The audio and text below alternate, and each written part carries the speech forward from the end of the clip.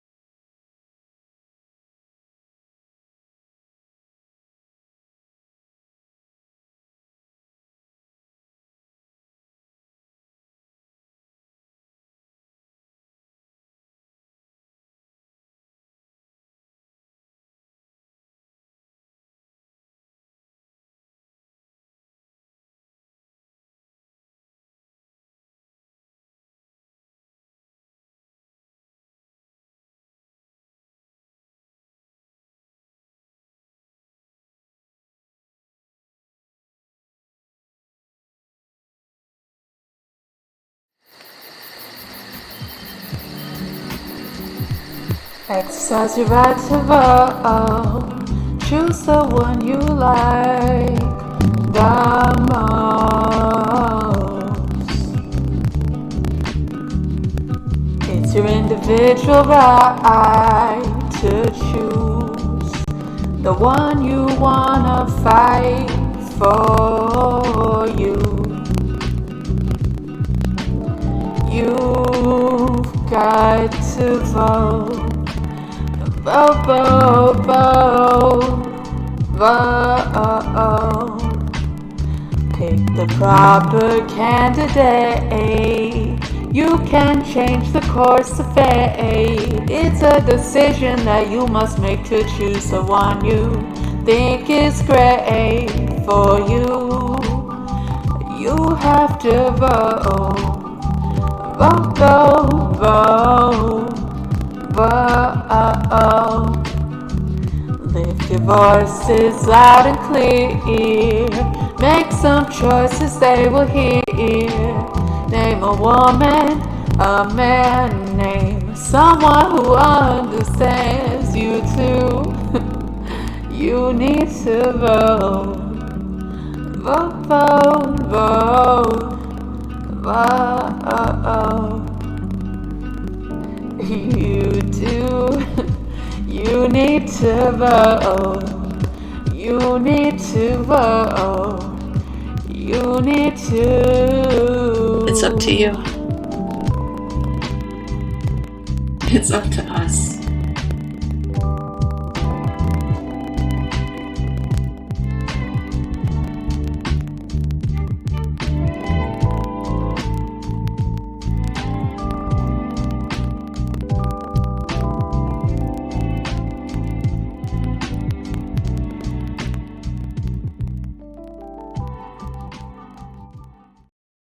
Hello and welcome to Town Meeting Television and our Live at 5:25 election results preview show. I'm Matt Kelly. An historic day and night ahead of us as we get through a presidential election with a controversial president. We are dealing with pandemic COVID effects as well, and record turnout due to every voter registered in the state of Vermont receiving a mail-in ballot. And here to help me make sense of the whole evening is my longtime election co-host, Diane Meyerhoff. Diane, a pleasure to be sitting opposite you. It's different for us here as well as we enjoy social distancing ourselves here in studio. It's great to be with you tonight, Matt. I'm much looking forward to our discussion. And yes, I think we're doing pretty well so far in our distancing. So just to let everyone know that because we don't have masks on, shockingly, right? But yeah, it's great. And turnout has been incredibly high. It's great to see. We were talking earlier about the ballots going out to every registered voter. And 80% of voters have returned those ballots as opposed to in terms of versus 2016, which was also a pretty high outcome. So record turnout. Secretary of State is saying he expects very high turnout. Historic numbers, really. Really, absolutely. I mean, certainly for early voting, but that has not been as popular. But certainly for early voting, and I think overall as well. And of course, we have to deal with weather. Very winter-like out in our viewing audience today. And of course, just wait 48 hours. That may change. But for me personally, that's why I enjoy early, or as I like to refer to it as, convenience voting, so you're not at the mercy of the elements. That's quite the marketing strategy. I like that. I hadn't heard convenience voting. I'm just so glad I got over absentee voting, because that took me a long time to get to early voting. But you know, amazing. Also, other states have early voting where people can go to the polls early. And Houston, apparently 24-hour voting. Wow. Isn't that something? That's incredible. Really incredible. And nationwide, in fact, we're seeing record numbers. Over 95 million Americans have voted before today. So that's just an incredible number when, again, you take into account the current milieu of what we're dealing with. Absolutely. And also, we should also say that from what we've heard so far, it's gone very smoothly. And I think there was some concern, certainly during the election as well as afterwards, what might happen. And so far, very peaceful, working well. I heard from some people who are at the polls working, and they are pumped for today. They really are. They're going to feed those ballots through as fast as they can. And in fact, counting has already been underway of early voting ballots. And in fact, voting integrity really is a big issue across the nation, making sure that every vote gets counted. As we said, here in Vermont, more than 80% of registered voters have already cast their ballots versus 2016.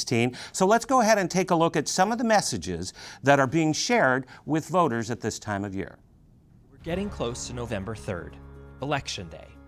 But be prepared. Things will be different this November. Why? Here are 3 reasons. Number 1, be ready to go to bed without knowing the final results. Because so many people will vote by mail this year, it will take a lot longer to count ballots and report results. This is not a bad thing. It simply means our election officials are working carefully and not rushing to judgment. But beware of disinformation campaigns rushing to fill the airwaves and social media with claims of fraud, abuse, and other shenanigans. Consider the source and remember, the calls you hear from media on election night are not final results. Make sure that what you're hearing is based on official announcements from local and state election officials. Everything else is just noise. Number 2, voting in person will be a different experience. You may have always voted at the school or community center down the street, but this year a lot of neighborhood voting sites are being consolidated into larger polling places to keep staff and voters safe. You should get a notification if your polling place has moved, but you can always check at canivote.org. Canivote.org is a nonpartisan site hosted by the National Association of Secretaries of State, which, along with BPC and others, also hosts the Trusted Info 2020 campaign against disinformation.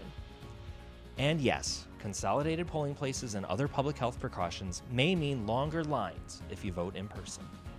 Number 3, voting by mail will be huge. Because of the pandemic, many states are expanding absentee voting. Even before the pandemic, 5 states, already sent every registered voter a ballot in the mail about 3 weeks before Election Day. Another 29 states and the District of Columbia have what's called a no-excuse absentee voting system. That means you don't need any reason to vote by mail. You just need to fill out an absentee ballot request form. Many states will mail them to you if you're registered to vote, but if you aren't sure what your state does, go to canivote.org. And even if your state requires a reason for by-mail voting, many have expanded those excuses to include concerns about the coronavirus. In many states, you can already request your absentee ballot. Do your part to flatten the curve of absentee voting by requesting and casting your ballot early. Voting in the middle of a pandemic will be unlike anything we've experienced in the past century. But understanding your rights and being prepared ahead of time can help make sure your voice will be heard at the ballot box.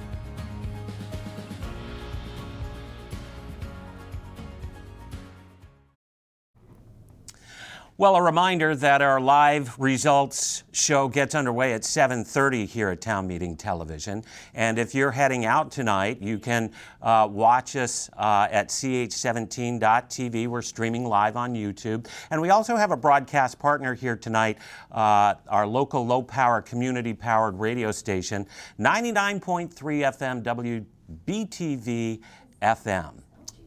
So if you're heading out, you can check them out on your car radio. Well, joining us throughout the evening will be Lauren Glenn Davidian. She's in Studio Z, and she'll be taking a look at national and statewide races for us. LG? Good evening, Dan Logan. It's nice to be back with you again tonight. We're not going to be looking very closely at the national elections, but certainly the nation's eyes will be on those results. What have you've been following these results and, well, not the results, but you've been following the races, I know, pretty closely, even from your perch in Canada. And I wonder, what are you going to be looking for tonight as the hours unfold? I think first and foremost, Florida. I think all eyes will be on the Florida numbers as they come in. Really the canary in the coal mine, so to speak, I think, of how the night is going to go. And probably a good predictor of whether the polls in the rest of the states have been accurate. If we see a big deviation in that poll, that will likely propagate in the rest of the polling coming through from the states in advance of the election versus the results that we get in tonight, hopefully tonight, maybe in the next few days. After that, probably North Carolina I would turn to, even though I think they've extended their hours, or maybe that's South Carolina. So the results will be coming a little later than we anticipated in that state. But yeah, I think Florida is really going to be the point of interest to start the night. And if that is contested or goes to Trump, then we're going to be looking at the Carolinas. We're going to be looking at Texas, Georgia, kind of see how the night's going to unfold. There's been some talk that the Democrats have made headway in the Midwest and in the Sun Belt. Have you followed anything along those lines? Yeah, I mean, if you look at the polls, I would say that is accurate. But I'm sure I'm not alone in saying I'm a little gun shy for polling, given how the events unfolded 4 years ago today. So, yeah, I guess we'll see. I think anybody that has a really concrete prediction right now might be speaking a little out of turn. Yeah, no, I think you're right. So we'll stay tuned. So I know you'll be working pretty busily tonight, but where are you going to be looking for your national results? Great question. I'm not sure. I think the Canadian coverage will be interesting to see for that perspective. I in terms of print journalism, I'll probably be following along in The Guardian. I find it to be pretty on point. And I might flick on Fox for fun. All right. Well, we'll be we'll be interested to see how those results unfold tonight. Thanks so much for sharing your views, and it's been a pleasure speaking with you. Thanks so much. Thank you. Thank you, LG. It's wonderful to have you on the show here this election. Well, as we go to our results page, it's an opportunity for us to take a look at some of the races that we're particularly following, Diane. Of course, we're looking, to follow the governor and lieutenant's governor, but there are some local races particularly that we're very keyed in on. Absolutely. Certainly, we'll talk later about the state Senate races. That's an important one. 6 seats, 13 candidates. But there are 14 competitive House races across the state, and 4 towns here with ballot items that are of interest. And we should also let folks know there are a lot of uncontested races too. Right. Yeah. And folks can find those. Yep, so you can go to ch17.tv to get the uncontested race results. Again, a lot of the Vermont House races in our viewing area have already been decided as the candidates faced competition in their primary, but in the general election they had no challengers. Absolutely, and but here we're actually going through the results. Well, not yet, right? But this is the setup for our results tonight. So I thought maybe we'll just talk about a couple of the races that are of interest for our viewers. Yeah, I know in Burlington we're particularly looking at Ward 5, the Chittenden 6-5 district. Absolutely, in the South End, it's the only contested House race in Burlington. Wow. Believe it or not. Doesn't that seem hard to imagine? I know, that's Sometimes unreal. we're here on town meeting night and there's just so much competition. Well, and I would have thought, too, if you didn't have to go and get signatures this year, that we would have seen a larger segment of the population coming out to run. Yeah, and I wonder if this is partly pandemic stuff. You know, the reason we didn't need signatures was because of the pandemic, Right. and then I wonder if it's just people couldn't pull it all together. I mean, there's so much going on. And it certainly changed the way campaigning was done. There was no door-to-door knocking on doors for votes. As I understand, it was a lot more about phone calls this year. Yeah, isn't that interesting? We always think people are getting away from that, but Right. we're back there again. Yeah. So as you said, the Burlington 6-5 in the South End, Wards 5 and 6, Joanna Letty Donovan and Mary Sullivan both retired. Yeah, two stalwarts, long-term Democrats, sort of the old guard, if you can say, stepping away from the roles. Yes, but people stepping in, right? Sure. So we've got Tiffany Bloomley and Gabrielle Stebbins, and both two Dems who have been a long history of activism in Vermont as well. Yeah. And as well, Licata as Tom well. Licata, the Yeah. independent, leans conservative, but also active in the community as well. Very active, yeah. Yeah. Got So- an award for the best block party in the state. or I something. didn't. Okay, Yeah. well, that's something to run on, right? So in addition to Burlington, we should talk about Winooski. Right. That's big, a pretty interesting race. This is a big race here. Yeah. So this is Winooski 6-7. Deanna Gonzalez is vacating her seat. It's a 2-seat district. Yeah. So we've got Hal Colston, the Running Dem, for re-election. running for election. Sure. And then we got one more seat, and we've got 2 candidates. Taylor Small, who's running as a Democrat progressive. I know we'll probably talk more about that combination in the future. And she came in first, interestingly, ahead of Hal Colston in the Democratic primary for the seat, which is very interesting.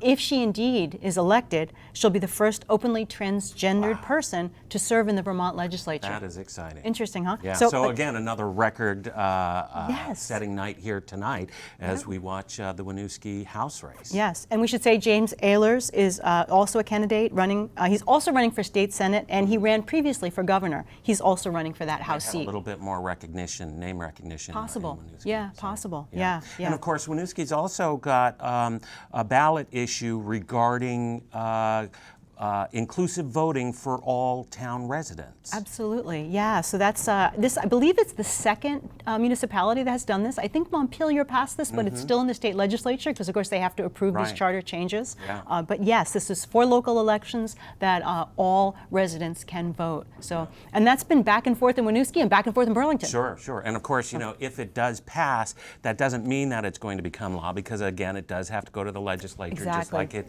did with Montpelier, and Yep. the legislature, the new legislature, will have to approve that. Well, the top race between Governor Phil Scott and Dave Zuckerman will be deeply influenced by the governor's performance during COVID-19. You know, in any other year, it probably would have been a horse race, I think, between Zuckerman and Scott. But when you're in front of the electorate every day or twice a week during this pandemic, it's hard to overcome that visibility. So we have a video to speak about this, and of course the national Democratic turnout may impact this race.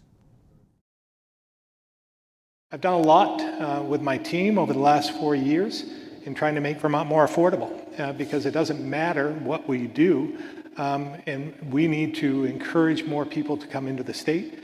We need to increase the the demographics of our state. Do we need more people? We had a workforce challenge before the pandemic. We invest in broadband in our rural communities. Not only will it be helpful for education, but people can start businesses, people could expand businesses, people could relocate businesses to our rural areas. Broadband is an important issue, but we're going to need some help from Congress on that, an REA approach, because it's going to cost hundreds of millions of dollars. All of us agree broadband is key to developing the economy in the future, but it's going to cost money. To me, when we're struggling, that's when we do ask the wealthiest to help, to build that infrastructure. And with my plan, there would be about $20 million a year to invest in those CUDs, to help those communication union districts leverage what's already out there as federal money if the state puts in the match. The top 5% of those who pay taxes in their state make $159,000 per family and more. So we're talking about middle-class families that are going to be taxed more for some of those initiatives. I would also include more communities of color in my cabinet.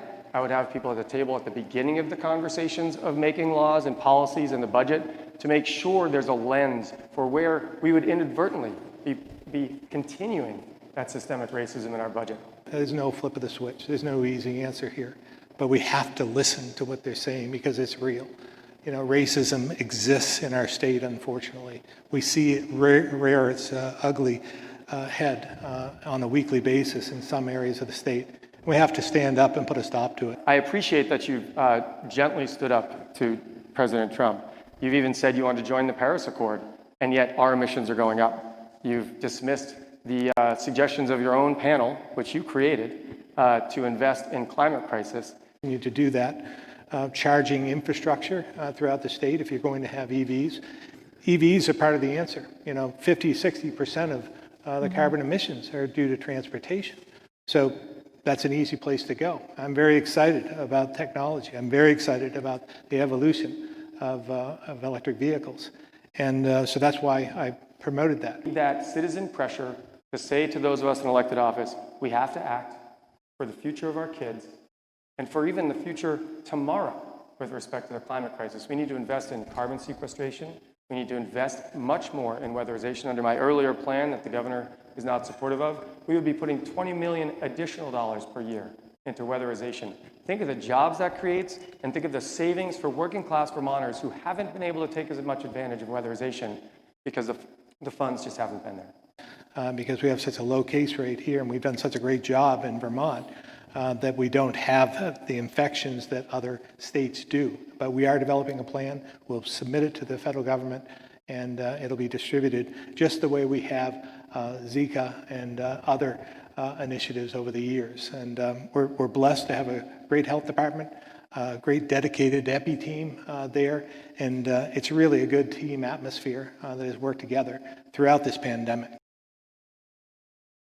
Hi, I'm Mary Dankel from the Fletcher Free Library, and we're so grateful to Town Meeting TV for all they do for the community.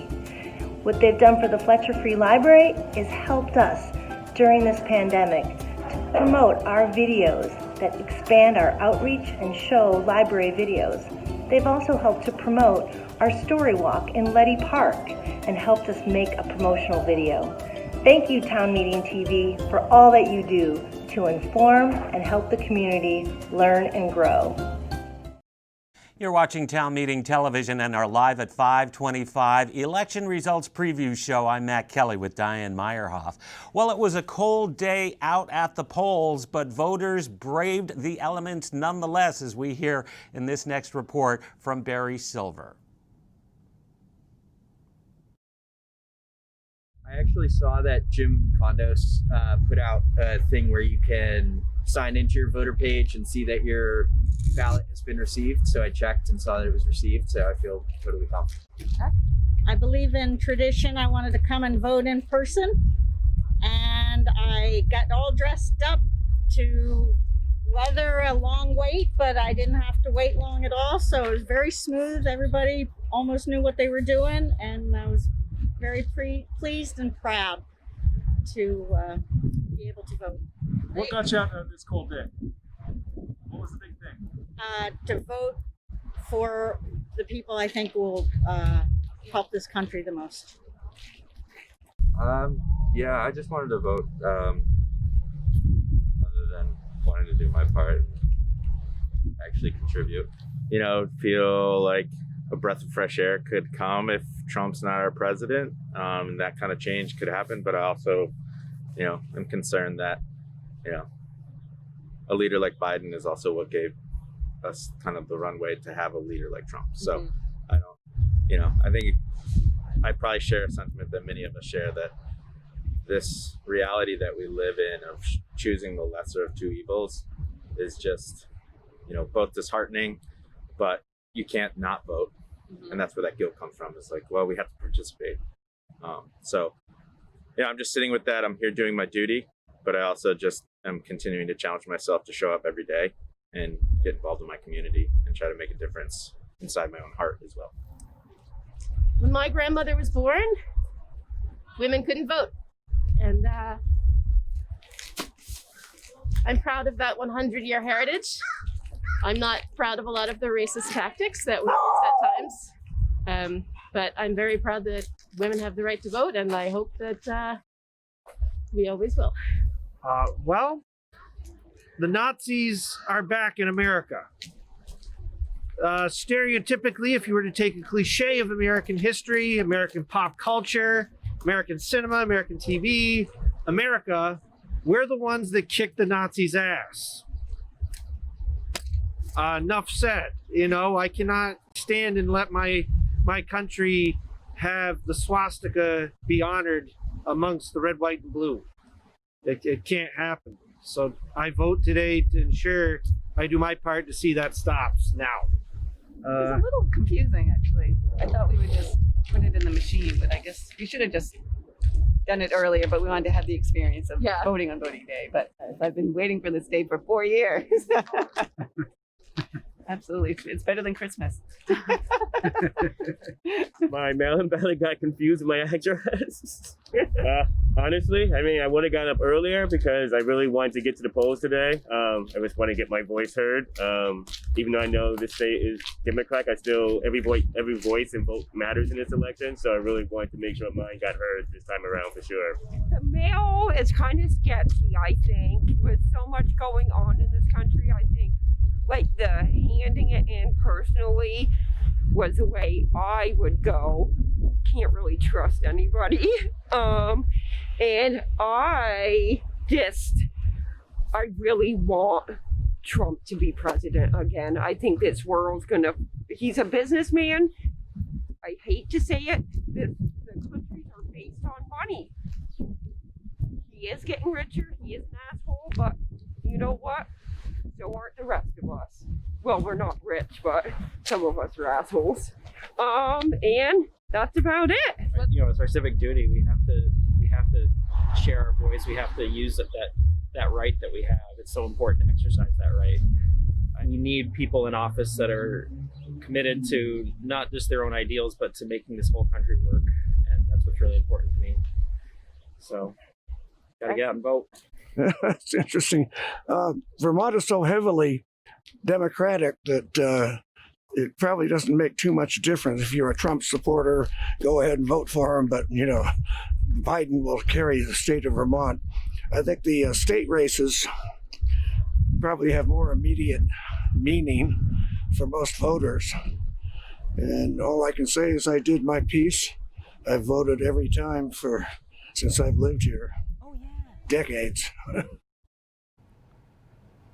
From Ward 3, that was reporter Barry Silver and videographer Scott Moody providing camera work for that report, and we thank them for that. Well, let's head back over to Studio Z and Lauren Glenn Davidian taking a look at statewide races.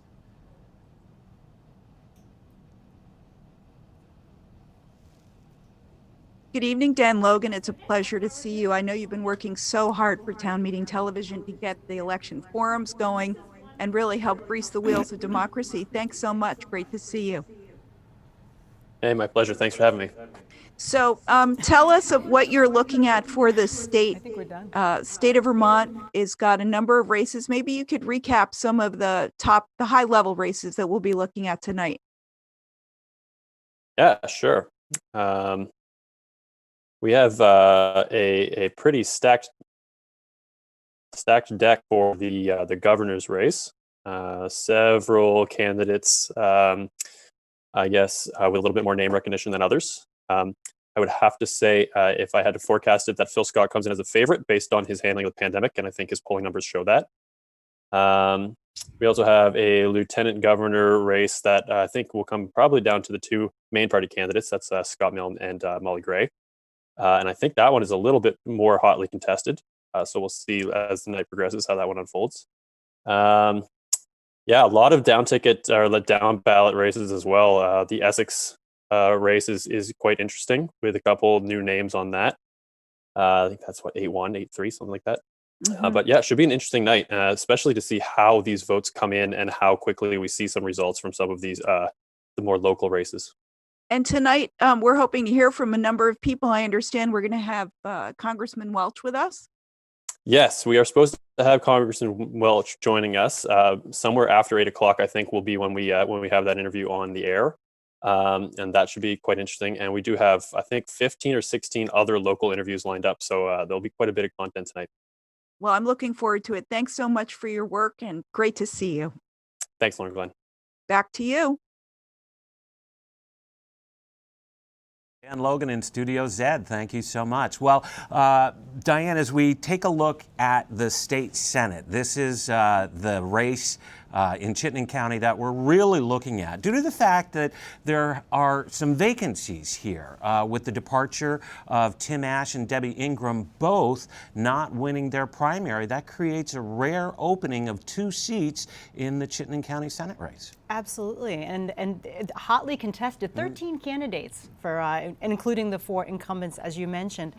So the 2 Democrats who are vying for those seats are Keisha Ram. Now, she was a former House member, came in second in the primary behind Ginny Lyons. Wow. A long-term senator in Ginny Lyons. And so that's interesting because that starts to move the numbers around a little bit, move the placeholders, right? Sure. We say the 6-seat bubble, right? And Thomas Chittenden, who's also a South Burlington city councilor, and of course has the famous name, doesn't Sure. hurt, right? So he's the other Democrat running. And the question is, is Chris Pearson, who came in 6th, so he's at the edge of that bubble, is he vulnerable? Right. Because there are a whole list of Republicans as Sure. well. Camelia Case Long, Kylie Hollingsworth, Dean Rowland, Erica Reddick, who Running is somebody again, we've certainly heard This from is her before. 3rd election. She's run twice before as an independent for Burlington's North District and Ward 4, coming up short both times. Absolutely, and she's a landlord in the New North End and also fairly conservative as well. Yeah. And Susan Bowen and Tom Chastany, also Republicans, and 1 independent. We've heard this name before, James Ehlers.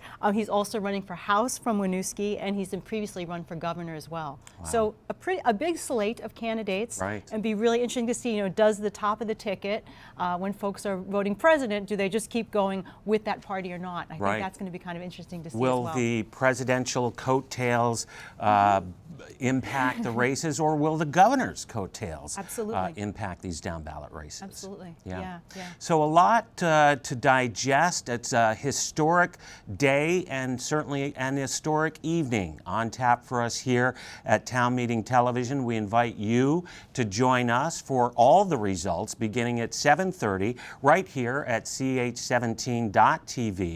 We also have our broadcast partners. If you're heading out at any time during the evening, you're invited to tune in on your car radio to 99.3 FM WBTV LP, your community, your radio. And we also welcome 7 Days and Vermont Digger to our stream. Well, Diane, that does it for us. A pretty quick and short live at 5:25 preview show. Absolutely, and we're going to do more later. Join us at 7:30. Yes, we look forward to you joining us then. For all of us at Town Meeting Television, we'll see you at 7:30.